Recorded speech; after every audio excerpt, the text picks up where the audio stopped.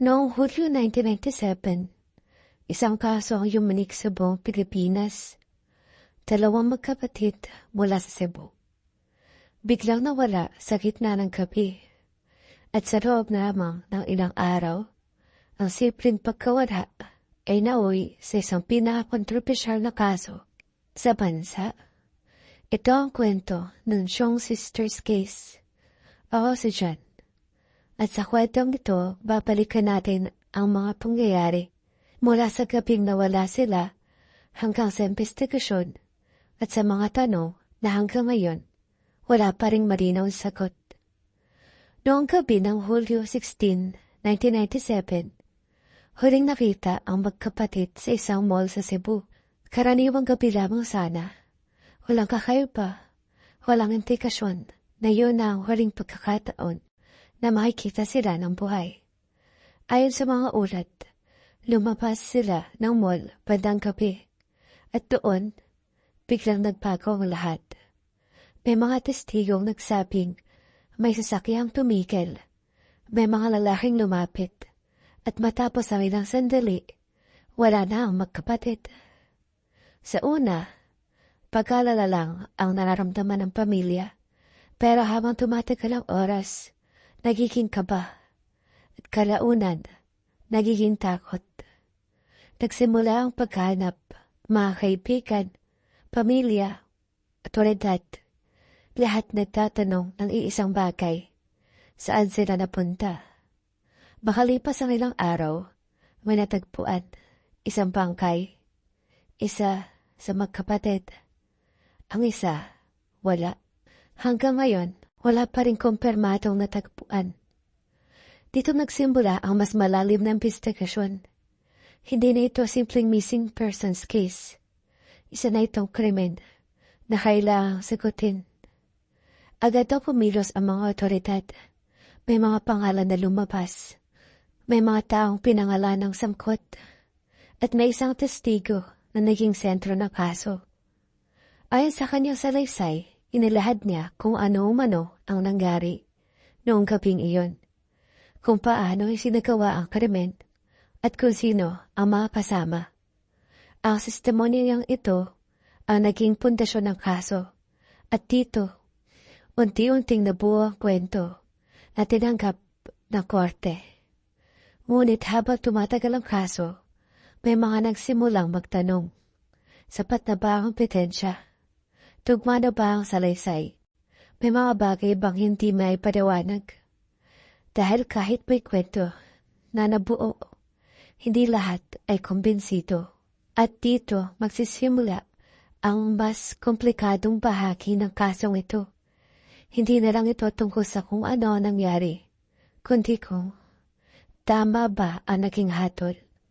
Matapos ang pagkakatagpo sa isa sa magkapatid, lalo pang tuminti ang pressure sa mga otoridad. Hindi na ito pwedeng manatiling misteryo. Kailangan ang sagot. Kailangan ng mga responsable. Sa gitna ng investigasyon, may isang testigo ang lumutang. Isang taong nagsabing nakita niya umano ang mga pangyayari noong gabing iyon. Ang kanyang salaysay ang naging sentro ng kaso.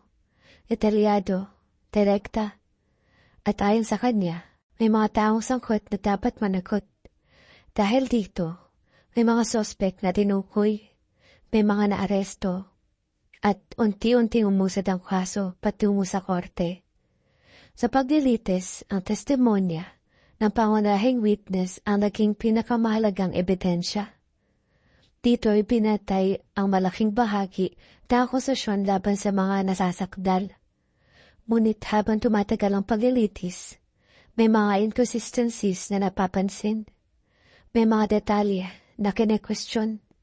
May mga bahagi na kwento na hindi tugma ayon sa depensa. Sa kabila nito, nagpatuloy ang kaso. At sa huli, naglabas ng desisyon ng korte. May mga nakatulan. Para sa iba, ito ay justisya. Pero para sa iba, dito lang nagsimula ang mas malaking tanong. Dahil matapos ang hatol, hindi natapos ang usapan.